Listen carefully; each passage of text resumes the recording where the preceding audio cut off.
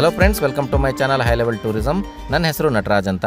ಸ್ನೇಹಿತರೆ, ಇವತ್ತು ನಾನು ನಿಮಗೆ ಕರ್ನಾಟಕದ ಅಮರನಾಥ ಯಾತ್ರೆ ಅಂತ ಕರೆಯಲ್ಪಡುವ ಒಂದು ವಿಶೇಷವಾದ ಸ್ಥಳವನ್ನು ತೋರಿಸಲಿಕ್ಕೆ ಹೋಗ್ತಾ ಇದ್ದೀನಿ. ಈ ಸ್ಥಳ ಇರೋದು ದಾಂಡೇಲಿಯ ದಟ್ಟವಾದ ಅರಣ್ಯದಲ್ಲಿ. ಈ ಸ್ಥಳಕ್ಕೆ ಹೋಗಲಿಕ್ಕೆ 2 ದಾರಿಗಳಿದ್ದಾವೆ. 2 ದಾರಿಗಳ ಮುಖಾಂತರನೂ ನೀವು ಈ ಸ್ಥಳವನ್ನು ತಲುಪಬಹುದು.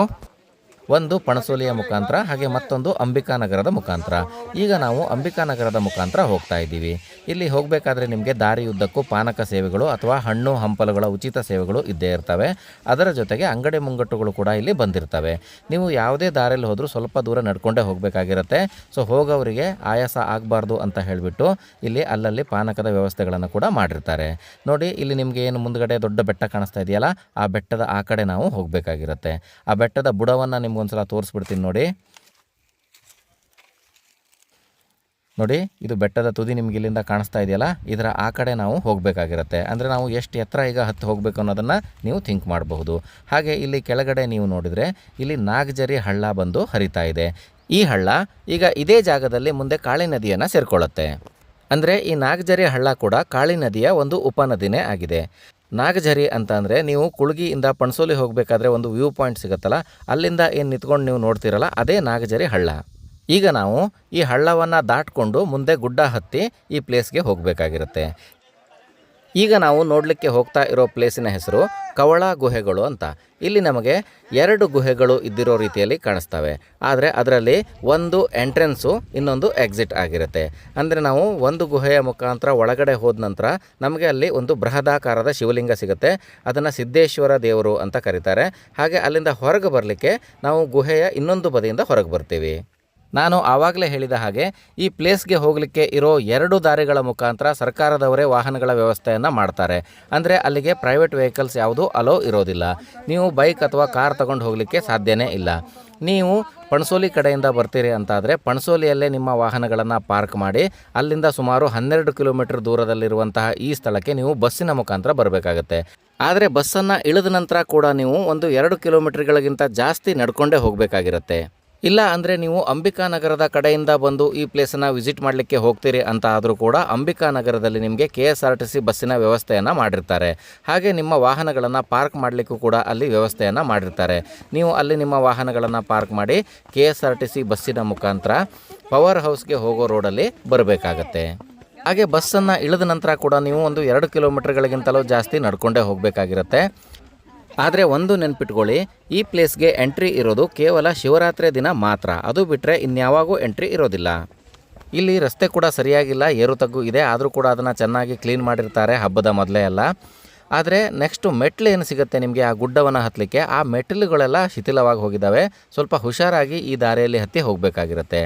ಅಲ್ಲಲ್ಲಿ ನಿಮಗೆ ಕಸವನ್ನು ಹಾಕಲಿಕ್ಕೆ ಕಸದ ತೊಟ್ಟಿಗಳನ್ನು ಕೂಡ ಮಾಡಿರ್ತಾರೆ. ಯಾಕೆ ಅಂತಂದರೆ ಇಲ್ಲಿಗೆ ಬರುವಂತಹ ಪ್ರವಾಸಿಗರು ಏನಾದರೂ ತಿಂಡಿಯನ್ನು ತಿಂದರೆ ಅದನ್ನು ಆ ಕಸದ ತೊಟ್ಟಿಯೊಳಗೆ ಹಾಕಿ ಹೋಗಲಿ, ಪರಿಸರವನ್ನು ಹಾಳು ಮಾಡದೇ ಇರಲಿ ಅಂತ. ಈಗ ನಾವು ನಾಗಜರಿ ಹಳ್ಳದಿಂದ ಸಾಕಷ್ಟು ಹೈಟಲ್ಲಿದ್ದೀವಿ. ಈಗ ಇನ್ನು ಸ್ವಲ್ಪವೇ ದೂರದಲ್ಲಿ ನಾವು ಈ ನಾಗಜರಿ ಹಳ್ಳವನ್ನು ಕ್ರಾಸ್ ಮಾಡಲಿಕ್ಕೆ ಇರುವಂತಹ ಜಾಗ ಬಂದುಬಿಡುತ್ತೆ. ಸಾಕಷ್ಟು ಜನ ಅಲ್ಲಿ ಬಂದು ಒಂದು ಸಲ ಫ್ರೆಶ್ ಆಗ್ತಾರೆ, ಕೈಕಾಲು ಮುಖವನ್ನು ತೊಳ್ಕೊಂಡು ಆನಂತರ ದೇವರ ದರ್ಶನಕ್ಕೆ ಹೋಗೋರು ಕೂಡ ಇದ್ದಾರೆ. ಹಾಗೆ ಮೇಲಿಂದ ದೇವರ ದರ್ಶನ ಮಾಡ್ಕೊಂಡು ಬಂದವರು ಕೂಡ ಒಂದು ಸಲ ಅಲ್ಲಿ ಕುಳಿತು ಆಯಾಸವನ್ನು ಕಡಿಮೆ ಮಾಡ್ಕೊಂಡು ಹೋಗ್ತಾರೆ. ನೋಡಿ, ಅಲ್ಲಿ ಎದುರಿಗೆ ಕಾಣಿಸ್ತಾ ಇದೆಯಲ್ಲ, ಅದೇ ಈ ನಾಗಜರಿ ಹಳ್ಳವನ್ನು ದಾಟಲಿಕ್ಕೆ ಇರುವಂತಹ ಸ್ಥಳ. ನಾವು ಈಗ ಈ ಡೌನನ್ನು ಇಳಿದು ಅಲ್ಲಿಗೆ ಹೋಗಬೇಕಾಗಿರುತ್ತೆ. ನೋಡಿ, ಅಲ್ಲಿಂದ ಬರ್ತಾ ಇರುವಂತಹ ಸಾಕಷ್ಟು ಜನ ತುಂಬ ಆಯಾಸಪಟ್ಟು ಬರ್ತಾ ಇದ್ದಾರೆ. ಇಲ್ಲಿ ದೇವರ ದರ್ಶನ ಹೆಚ್ಚು ಕಡಿಮೆ ಬೆಳಗ್ಗಿನ ಜಾವದಿಂದನೇ ಸ್ಟಾರ್ಟ್ ಆಗುತ್ತೆ. ಅಂದರೆ ಇನ್ನೂ ಕತ್ಲೆ ಇದ್ದಾಗಲೇ ಇಲ್ಲಿ ದರ್ಶನಕ್ಕೆ ಹೋಗೋರು ಕೂಡ ಇದ್ದಾರೆ. ಅಷ್ಟು ಮುಂಚೆನೇ ಹೋಗಲಿಕ್ಕೆ ವ್ಯವಸ್ಥೆ ಇದೆ ಇಲ್ಲಿ. ನೋಡಿ, ಈಗ ನಾವು ಮೆಟ್ಲಿಳಿದು ಹೋಗಬೇಕಾದ್ರೆ ನಮ್ಮ ಪಕ್ಕದಲ್ಲಿ ನಿಮಗೆ ಒಂದು ಹಳೆ ಕಾಲದಲ್ಲಿ ಆ ಕಡೆ ದಾಟಲಿಕ್ಕೆ ಇರುವಂತಹ ರಸ್ತೆಯ ವ್ಯವಸ್ಥೆಯನ್ನು ಮಾಡಿರೋದು ಕಾಣಿಸುತ್ತೆ.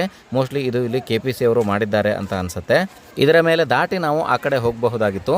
ಈಗ ಇದು ಮುರಿದು ಹೋಗಿದೆ. ಹಾಗೆ ಮುಂದೆ ನಾವು ಎಲ್ಲಿ ಹೋಗಬೇಕು ಅಂತ ನಿಮಗೆ ಇಲ್ಲಿಂದನೇ ಕಾಣಿಸ್ತಾ ಇದೆ, ನೀವು ನೋಡಬಹುದು. ಮುಂದೆ ನಾವು ದೊಡ್ಡದಾದ ಗುಡ್ಡವನ್ನು ಹತ್ತಬೇಕಾಗಿರುತ್ತೆ.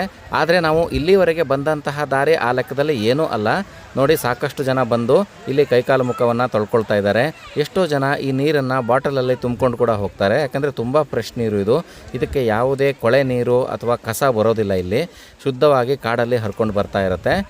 ನೋಡಿ, ಇಲ್ಲೂ ಕೂಡ ಒಂದು ಕಟ್ಟಡ ಇದೆ. ಇದು ಕೂಡ KPCಗೆ ಸಂಬಂಧಪಟ್ಟಿದ ಕಟ್ಟಡ ಇರಬಹುದು. ಮೊದಲಿನ ಕಾಲದಲ್ಲಿ ಇದನ್ನ ಬಳಕೆ ಮಾಡ್ತಿದ್ರೋ ಏನೋ. ಮಳೆಗಾಲದ ಸಂದರ್ಭದಲ್ಲಿ ಇಲ್ಲಿ ತುಂಬ ನೀರು ಹರಿಯುತ್ತೆ. ಇಲ್ಲಿ ನೋಡಿದ್ರೆ ಗೊತ್ತಾಗುತ್ತೆ ನಿಮಗೆ, ಕೆಳಗಡೆ ಮೆಟ್ಲುಗಳೆಲ್ಲ ಕೊಚ್ಕೊಂಡು ಹೋಗಿದ್ದಾವೆ. ಆದರೆ ಈ ಟೈಮಲ್ಲಿ ಅಂದರೆ ಶಿವರಾತ್ರಿಯ ಟೈಮಲ್ಲಿ ಇಲ್ಲಿ ನೀರು ಸ್ವಲ್ಪ ಕಡಿಮೆ ಆಗುತ್ತೆ. ಅದಕ್ಕಾಗಿ ನಾವು ಆರಾಮಾಗಿ ಈ ಕಡೆಯಿಂದ ಆ ಕಡೆ ದಾಟ್ಕೊಂಡು ಹೋಗಬಹುದು. ನನಗೆ ಗೊತ್ತಿರೋ ಹಾಗೆ ಎಷ್ಟೋ ಜನ ಪ್ರವಾಸಿಗರು ಇಲ್ಲಿವರೆಗೆ ಬಂದು ವಾಪಸ್ ಹೋಗಿದ್ದು ಇದೆ. ಯಾಕಂದರೆ ಮುಂದೆ ಗುಡ್ಡವನ್ನು ಹತ್ತಲಿಕ್ಕೆ ಹೋದಾಗ ಆ ಮೆಟ್ಟಿಲುಗಳನ್ನು ನೋಡೇ, ಅದರ ಸ್ಲೋಪನ್ನು ನೋಡೇ ಹೆದರ್ಕೊಂಡು ವಾಪಸ್ ಹೋದವರು ಕೂಡ ಇದ್ದಾರೆ. ಆದರೆ ಒಂದು ಸಲ ಹೋಗಲೇಬೇಕು ಅಂತ ಅಂದ್ಕೊಂಡವರು ಅಥವಾ ದೇವರ ಮೇಲೆ ಭಕ್ತಿ ಇದ್ದಂಥವರು ಯಾರೂ ಈ ಸ್ಥಳವನ್ನು ಮಿಸ್ ಮಾಡ್ಕೊಳ್ಳೋದಿಲ್ಲ. ಯಾಕಂದರೆ ಇಲ್ಲಿ ಲೈನಲ್ಲಿ ನಿಂತರೆ, ಅಂದರೆ ನೀವು ಉದಾಹರಣೆಗೆ ಈಗ ಬೆಳಗ್ಗೆ ಬಂದ್ರಿ ಅಂತಂದರೆ ಮಧ್ಯಾಹ್ನ 2 ಗಂಟೆ 3 ಗಂಟೆಗೆ ನಿಮಗೆ ದೇವರ ದರ್ಶನ ಆಗುತ್ತೆ. ಅಷ್ಟೊಂದು ಲೇಟ್ ಆಗುತ್ತೆ, ಅಷ್ಟೊಂದು ಸಂಖ್ಯೆಯಲ್ಲಿ ಇಲ್ಲಿ ಜನ ಬರ್ತಾರೆ. ಆದರೂ ಕೂಡ ನಿಮಗೆ ದೇವರ ಮೇಲೆ ಭಕ್ತಿ ಇದೆ ಅಂತ ಆದರೆ ಇಲ್ಲಿ ಲೈನಲ್ಲಿ ನಿಂತು ಸಾಕಷ್ಟು ಹೊತ್ತು ಕಾದು ನೀವು ದೇವರ ದರ್ಶನವನ್ನು ಮಾಡಬಹುದು. ಒಂದು ಸಲ ನೀವು ದೇವರ ದರ್ಶನವನ್ನು ಮಾಡಿದ್ರಿ ಅಂತ ಆದರೆ ನಿಮ್ಮ ಆಯಾಸ ಎಲ್ಲ ಕಡಿಮೆ ಆಗಿಬಿಡುತ್ತೆ.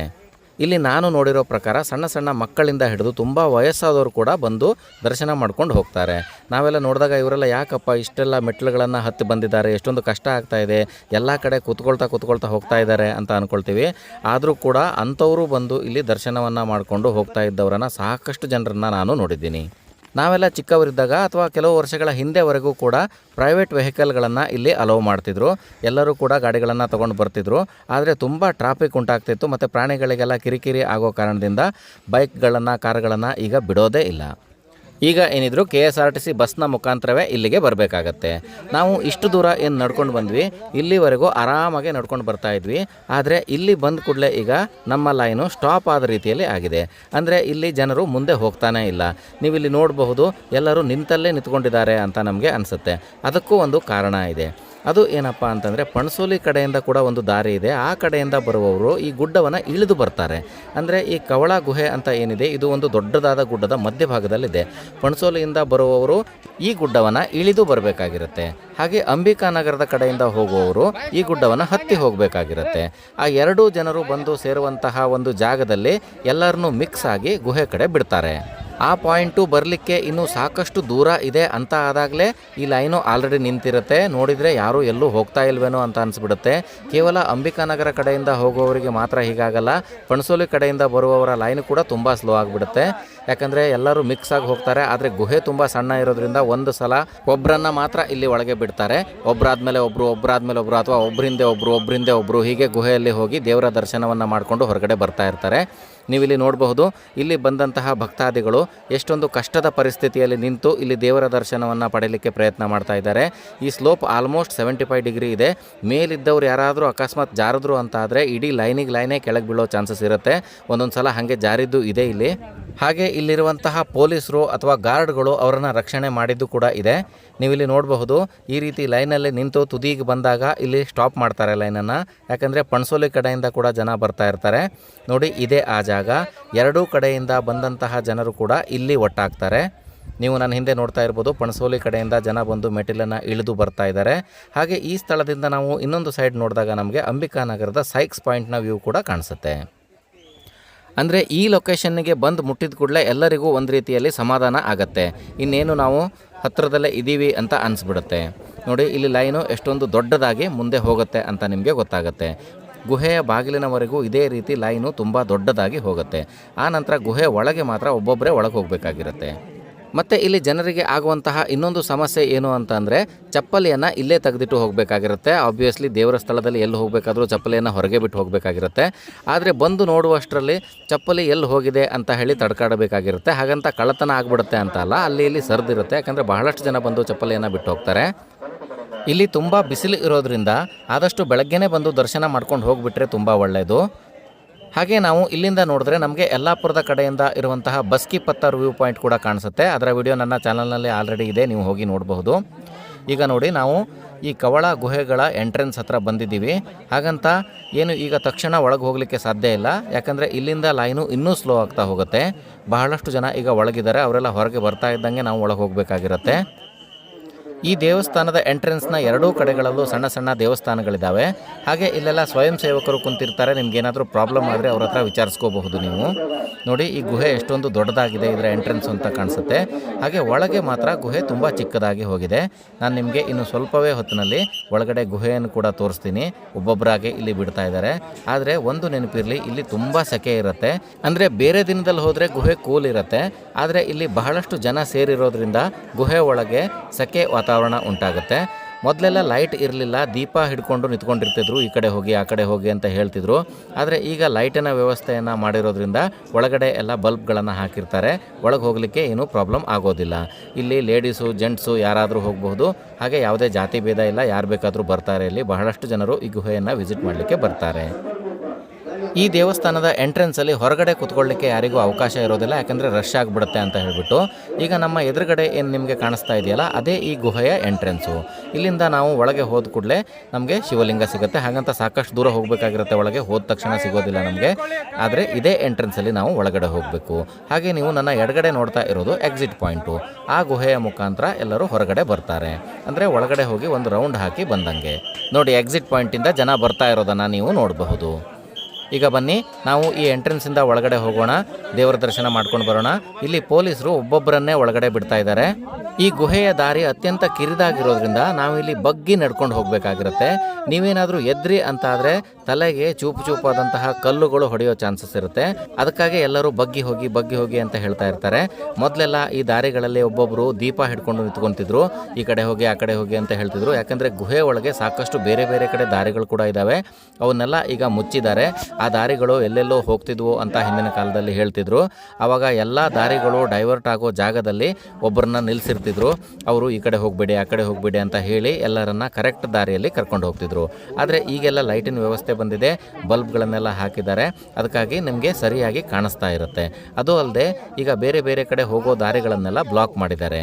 ಅದಕ್ಕಾಗಿ ಏನೂ ಪ್ರಾಬ್ಲಮ್ ಆಗೋದಿಲ್ಲ. ಈ ಗುಹೆಯ ಒಳಗಡೆ ಕೆಲವು ಭಾಗಗಳು ಎತ್ತರವಾಗೂ ಕೂಡ ಇದ್ದಾವೆ. ನೀವು ಅಲ್ಲೆಲ್ಲ ಆರಾಮಾಗಿ ನಡ್ಕೊಂಡು ಹೋಗಬಹುದು. ಆದರೆ ಎಷ್ಟೊತ್ತಿಗೆ ಮತ್ತೆ ತಗ್ಗು ಸ್ಟಾರ್ಟ್ ಆಗುತ್ತೆ ಅಂತ ಗೊತ್ತಾಗಲ್ಲ. ಅದಕ್ಕಾಗಿ ಸ್ವಲ್ಪ ಹುಷಾರಾಗಿ ಹೋಗೋದು ತುಂಬ ಒಳ್ಳೆಯದು. ನಮಗೆ ಈ ಗುಹೆಯ ಒಳಗೆ ಹೋದ ಕೂಡಲೇ ಎಷ್ಟೊಂದು ಸೆಕೆ ಇದೆಯಪ್ಪ, ಆದಷ್ಟು ಬೇಗ ಹೊರಗೆ ಬರಬೇಕು ಅಂತ ಅನಿಸಿದ್ರು. ಅಲ್ಲಿ ವರ್ಕ್ ಮಾಡ್ತಾ ಇದ್ದವರಿಗೆ ಎಷ್ಟು ಕಷ್ಟ ಆಗಬಹುದು, ಅಲ್ಲಿರುವ ಪೂಜಾರಿಗಳಿಗೆ ಅಥವಾ ಅಲ್ಲಿ ಸೆಕ್ಯೂರಿಟಿಗಾಗಿ ನಿಂತಿರುವ ಪೊಲೀಸರುಗಳಿಗೆ. ಅವರು ನಮಗಾಗಿ ಅಲ್ಲಿ ಎಷ್ಟೊಂದು ಕಷ್ಟಪಡ್ತಾ ಇರಬಹುದು ಅನ್ನೋದನ್ನು ನೀವು ಇಲ್ಲಿ ಥಿಂಕ್ ಮಾಡಬಹುದು. ನೋಡಿ, ಇದೇ ಕವಳಾದ ಸಿದ್ದೇಶ್ವರ ದೇವರು. ನೀವು ಇಲ್ಲಿ ದೇವರನ್ನು ಬೇಗ ನೋಡಿಕೊಂಡು ದರ್ಶನ ಮಾಡಿಕೊಂಡು ಹಾಗೆ ಹೋಗ್ತಾ ಇರಬೇಕಾಗತ್ತೆ. ನೋಡಿ, ಕವಳ ಸಿದ್ದೇಶ್ವರ ದೇವರ ಶಿವಲಿಂಗ ಎಷ್ಟೊಂದು ಸುಂದರವಾಗಿದೆ ಹಾಗೂ ಎಷ್ಟೊಂದು ಬೃಹದಾಕಾರವಾಗಿದೆ ಅನ್ನೋದನ್ನು ನೀವಿಲ್ಲಿ ನೋಡಬಹುದು.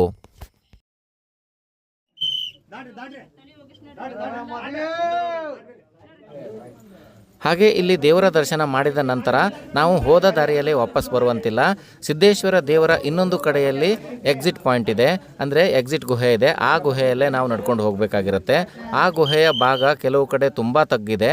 ನಾವು ಕೂತ್ಕೊಂಡು ಸ್ವಲ್ಪ ನಿಧಾನವಾಗಿ ಹೊರಗಡೆ ಹೋಗಬೇಕಾಗಿರುತ್ತೆ. ಒಂದು ರೀತಿಯಲ್ಲಿ ಹೇಳಬೇಕು ಅಂತ ಅಂದರೆ ನಾವು ಎಂಟ್ರಿ ಆಗಿರುವ ಗುಹೆಯ ಬಾಗಿಲಕ್ಕಿಂತ ಎಕ್ಸಿಟ್ ಆಗಬೇಕಾಗಿರೋ ಗುಹೆಯ ದಾರಿ ಏನಿದೆ ಅದೇ ಸ್ವಲ್ಪ ಕಷ್ಟಕರವಾಗಿರೋದು, ಅಂದರೆ ಸ್ವಲ್ಪ ತಗ್ಗಾಗಿದೆ. ಆದರೆ ಒಂದು ಸಲ ಸಿದ್ದೇಶ್ವರ ದೇವರ ದರ್ಶನ ಮಾಡಿದ ನಂತರ ಎಲ್ಲರಿಗೂ ಹುಮ್ಮಸ್ಸು ಬಂದುಬಿಡುತ್ತೆ. ಆ ಕಷ್ಟ ಎಲ್ಲ ಏನೂ ಅಲ್ಲ, ಆರಾಮಾಗಿ ಒಬ್ಬರ ಹಿಂದೆ ಒಬ್ಬರು ಹೋಗಿ ಎಕ್ಸಿಟ್ ಪಾಯಿಂಟ್ವರೆಗೂ ಬಂದುಬಿಡ್ತೀವಿ. ಏನೂ ಪ್ರಾಬ್ಲಮ್ ಅಂತ ಅನಿಸೋದೇ ಇಲ್ಲ. ಸ್ನೇಹಿತರೆ, ಈ ವಿಡಿಯೋ ಹೇಗೆ ಅನ್ನಿಸ್ತು ಅನ್ನೋದನ್ನು ನನಗೆ ಕಮೆಂಟಲ್ಲಿ ತಿಳಿಸಿ. ಈ ವಿಡಿಯೋ ಇಷ್ಟ ಆದರೆ ಲೈಕ್ ಮಾಡಿ, ನಿಮ್ಮ ಫ್ರೆಂಡ್ಸ್ ಜೊತೆ ಶೇರ್ ಮಾಡಿ.